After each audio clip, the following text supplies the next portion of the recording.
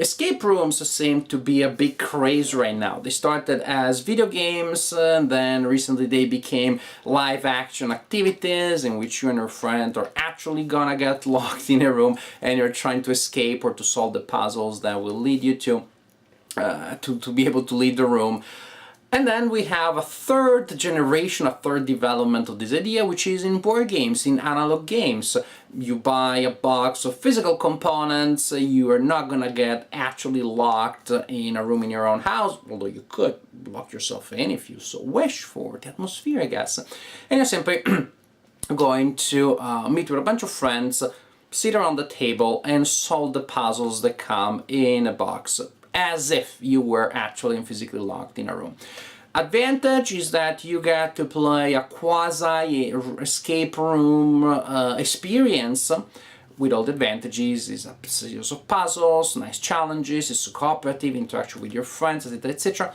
You get this challenge at a fraction of the cost, and also is going to be very convenient for people that do not have an escape room in their town, that have to travel to different towns. On the minus side, of course, this is the type of game that can only be played once to full satisfaction, because once you know all the puzzles and riddles, then there is no joy, there is no reason for you to keep playing it. So it's a type of game that as a board game is terrible, as a substitute for an escape room is really good. It's really good. I guess you still lose a fraction of the atmosphere by being in a familiar environment rather than this foreign alien environment if you're in a natural escape room, but still it seems to be a good substitute. And there are several systems that have done this, that have done portable escape room games in a box. In the past I reviewed the escape room games by Think Fun. Also I reviewed the Exit system, and in this video I'm gonna tell you about Escape Room the game. It is still another way of doing Escape the Room in a way that you can play at home. In a series of future videos I'm going to talk about the Unlock system, which is yet another one, the fourth system. So as you can see, there are a lot of options out there. Let me tell you about Escape Room, which comes with the basic game, all the components that you need to play every scenario in the system, and comes also with 4 scenarios, with 4 adventures or escapes, so you can play it 4 times with your friends. I guess if you fail miserably in one instance, then you can try again the same scenario, but again the idea is that there is an expiration date once a scenario is done. But say 4 scenarios is not bad, especially if you consider that then what you have in the base set again are components that you can use to add for the scenarios, which cost less than, of course, the base game. Let me show you the general system in general, how the Escape Room the game works, especially compared to other to similar game experiences that are offered, that are on the market these days, and also give you a general view, a general sense of the scenarios without any spoilers. These are videos that are difficult for me to film because I cannot give you any spoiler. I don't want to give you any spoiler about what you will find, about the actual puzzles and riddles. So I like to be a little vague here and there. But without further ado, let's take a closer look at Escape Room the game. The centerpiece of the game, really the component that takes the headlines, is the chrono decoder. It is this object here. Yes, looks a little gimmicky, it looks a little bit like a toy, but it really works. I really think it enhances the experience of playing the game. On the sides of the chrono decoder, you will see some things. I'm not going to elaborate on them, but who knows, maybe they'll turn out to be useful at some point. Yeah, you have a timer, always starts at 60 minutes, and you press start when you're ready to go. There are 4 adventures or cases or mysteries, call them whatever you like, in the game. Prison Break is the first one, the one that they recommend you play as an introduction to the game, as it is the simplest one. And like other cases, it comes with a stack of hint cards that you will place face down on the table in order. As you can see, they're numbered and they have different times there. When the timer reaches the time indicated here, you will hear a noise that will instruct you to read the hint card. You'll be allowed to read the hint card, and you thought I was going to give you a spoiler by showing it to you, right? But to read the hint card, you will need this reader here. Then you simply slide it in and then you can read what's in there. No spoilers. But that's how it works. And you use this decoder here for all hints in all cases. So each case has a set of hint cards that you can unlock when the timer tells you to. You don't have to, but it's good to do it because actually even if the card gives you a hint about something that you have already deciphered, you have already figured out, that's good. That tells you that you're on schedule, you're doing good. And then you will have a series of envelopes. Usually it is 3, but it can be more. And it's simply their number part, or actually it can be less. In this set you all have like 3 or 2. And their number part 1, part 2, and part 3. Very simple. You start by opening the envelope in part 1. You see the components that are in there and you start working on them until you solve the code of part 1. That allows you to open the part 2 envelope. And then if you solve that code, part 3, if you solve that code, you win the game. And you have another scenario which is about a lab and you're trying to get out of the lab alive because bad stuff is happening. The Aztec temple, in which you are trying to be a veritable Indiana Jones. And then you have a nuclear countdown, which comes with this envelope here and with this thing here, which is a box. And I'm not going to show you much about the box or what it has or anything because I don't want to give you any spoilers. Again, the key idea is that each of these mysteries slash cases slash puzzles slash scenarios has 3 codes that you're trying to solve. How, in each time you solve one of them, you go to the next stage, and when you solve the third one, you win the game. But how do you solve them? Well, again, that's one thing at a time. When you've selected your scenario, you open the first envelope, you read the instructions, and then you get this thing started.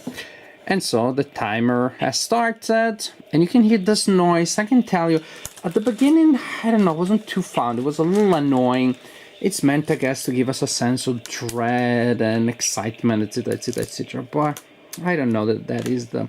we need all that much. On the other hand, after a while that I was playing, I wasn't minding it anymore, so that is good too. Point is that I don't know if it enhances things much, but it doesn't bother me either.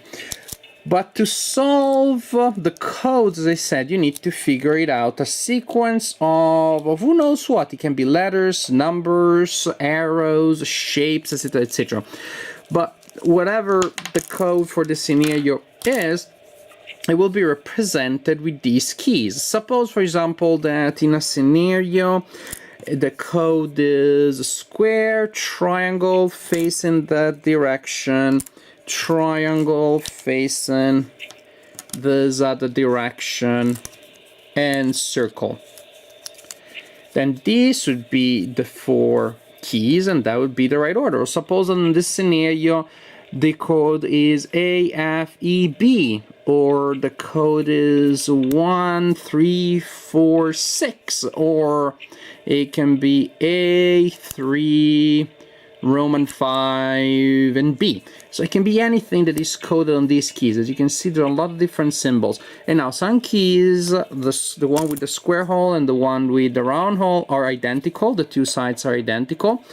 These other 2, whose shape, whose hole is not symmetrical, have different sides. So as you can see, here, for example, we have a C and a 5, and here we have a D and a 2.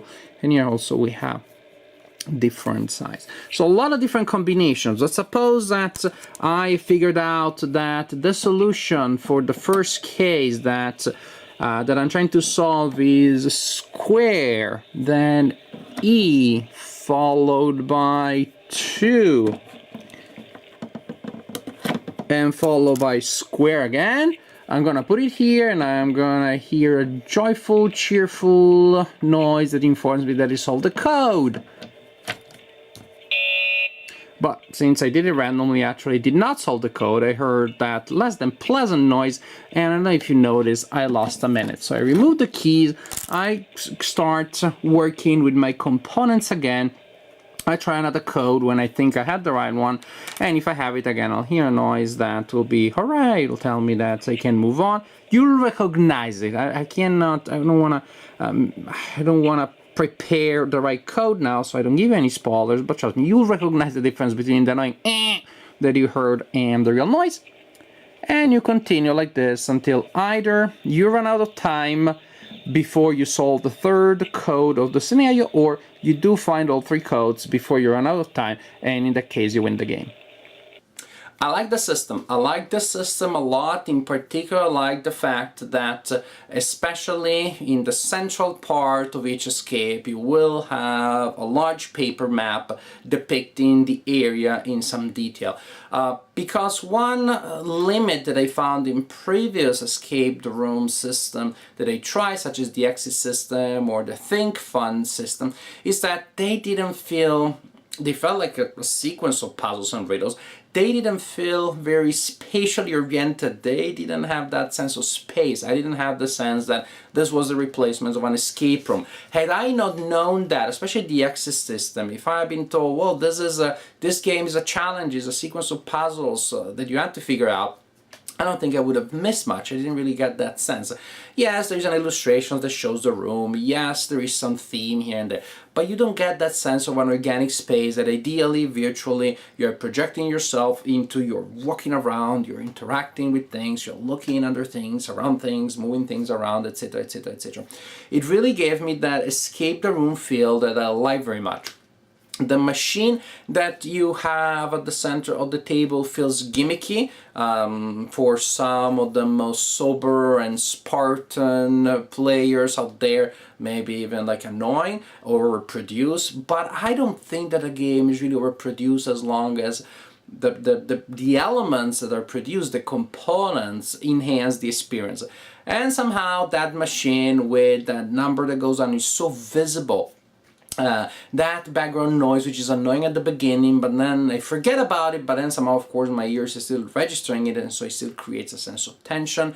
The fun of putting the keys in it, and then the yes moment when the machine produces the right outcome. See, I'm being vague here. Produces the right outcome.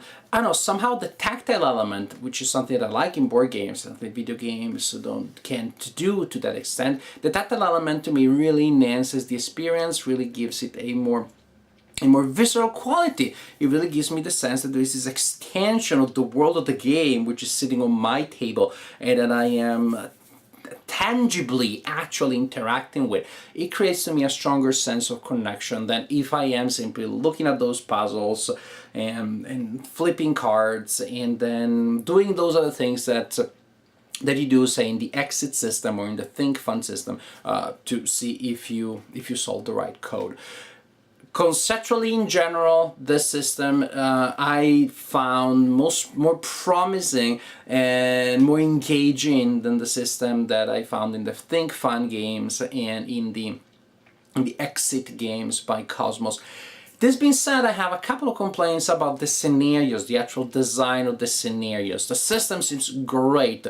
The scenarios, each scenario had good qualities, and there was a list of an element or two that felt a little bit, I don't know, weak points. Some things seem to be a little random, a little gratuitous, like I understand that the very point of a puzzle is fun if it encourages lateral thinking, unconventional thinking, connecting things in a way that is not obvious. Yes, if you have a card with a door and a card with a key, and the key goes in the door and opens the door, that is not much of a fun puzzle. But some of the things then that you find in these games are so convoluted and so not grounded in the clues that you're given, in the situation that is depicted, that seemed to be a little bit, I don't know, they weakened the experience to me. There are also a couple of things, how can I call them, anti-mimetic, anti-narrative. There are some clues that are, and I hope this is not a spoiler, I'll be as general as I can, but if you're afraid of like any sort of spoiler, then jump ahead of a couple of minutes in the conclusions.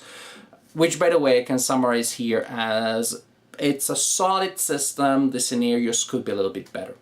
So I spoiled my conclusions instead of the scenario. These scenarios, sometimes they have elements in which you find clues that within the world of the story have been placed there by somebody that wanted you to find them. I hidden the solution to get out of this room in the room. But then when you look at the theme of the story, it is in something that could not have possibly been planned ahead. And I'm gonna make a completely fictional example. It is not in the game. Suppose that again, you're trying to escape from this room, the mad scientist has locked and has hidden the clues in there.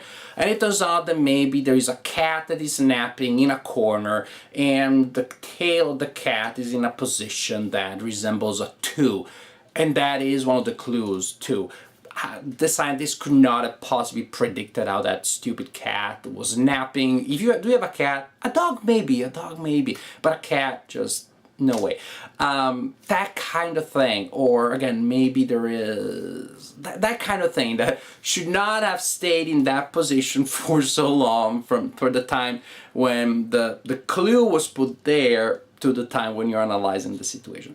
It may be a minor gripe, but the game otherwise has such a nice sense of space or presence, more than other escape the room games, that to me that seemed to be a strange flaw that I wish had not been there.